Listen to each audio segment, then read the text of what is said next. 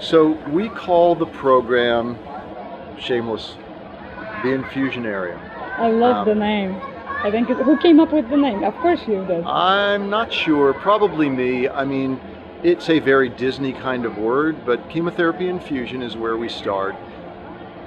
Dr. Sender, my partner, says it's the meshing of infusion and aquarium, right? Aquarium being fully immersive and infusion the way we treat.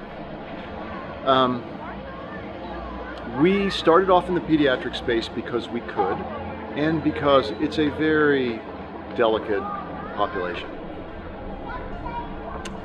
We were very fortunate to have a wonderful article published in the New York Times, and the reaction to the article was incredibly positive and had a lot of adults saying, hello, I went through chemotherapy. I would like to have been on the International Space Station. I'd love to go to Jet Propulsion Laboratory and have a planetary protection engineer help me learn what it's like to pilot a rover on Mars. What about us, right? So also other modalities, radiation therapy, dialysis, physical therapy. What would it do to the mind of a senior citizen who is beginning to lose touch with via dementia to be able to summit Mount Everest or swim on the Great Barrier Reef? So yes, we want to expand and find out what immersive healing experiences can do for a number of other illnesses and also another host of different modalities.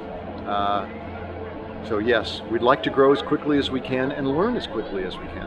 What do you need to accomplish that? We really would like to partner with some of the companies, let's say the Googles, and Amazons of the world.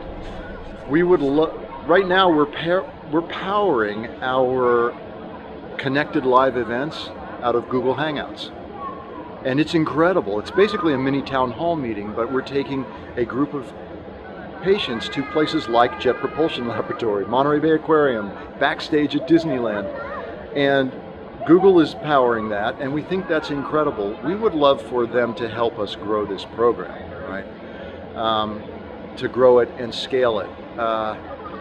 We have our immersive learning experiences for parents after their children get through treatment, to really focus on the healing and well-being phase of the journey that we can't bill for as a medical establishment because doctors can't get paid for their patients being well.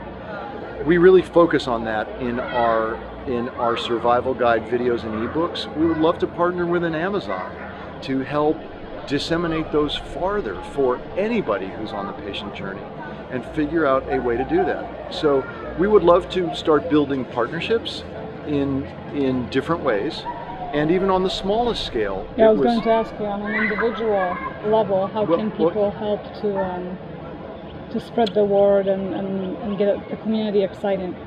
Well, on a much smaller level, the Orange County model is very interesting. So the Hyundai US corporate office is in Orange County, California. The Children's Hospital of Orange County is one of their corporate programs that they support. We're finding, as we're beginning to develop our next half a dozen, and there are half a dozen Infusionariums at this point in various stages of pre-production and development, they're being sponsored in different ways by different organizations. So we're coming up with some creative models with hospitals to create them, and it turns out they're not very expensive. And what is the cost of one, just to get an idea? Well, it depends how many seats it is, how many screens it is, but it's roughly in the $40,000 per seat range.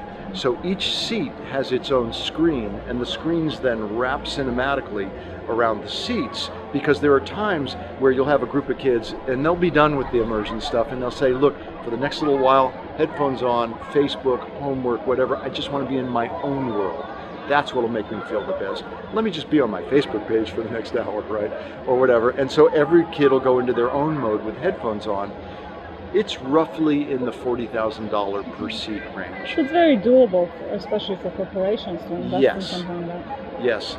And we're also The other thing that is very scalable, that we're very excited about, is so the immersive experiences are scalable. The immersive experiences go into libraries, so different kids in different regions tell us where they want to heal. Kids from another region can say, oh, I want to see what the Latino kids from Miami thought was cool. The Latino kids from Orange County, California go, what do the Cubans think is cool, right? That's also, I think, a growth experience for patients. Our live events, they're essentially giant town hall meetings. They can scale enormously, time zones permitting. Have you thought about developing countries? Would that be something that is possible to invest in? Ironically, yes. My son, who spent the last year teaching in Quito, Ecuador, at a junior college there, I went down to visit him a couple months ago, and his sponsor family said, your father's coming? He must stay with us. You'll sleep on the sofa. He'll sleep in your room. Their eldest son is wanting to develop an Infusionarium program for the Quito Children's Hospital.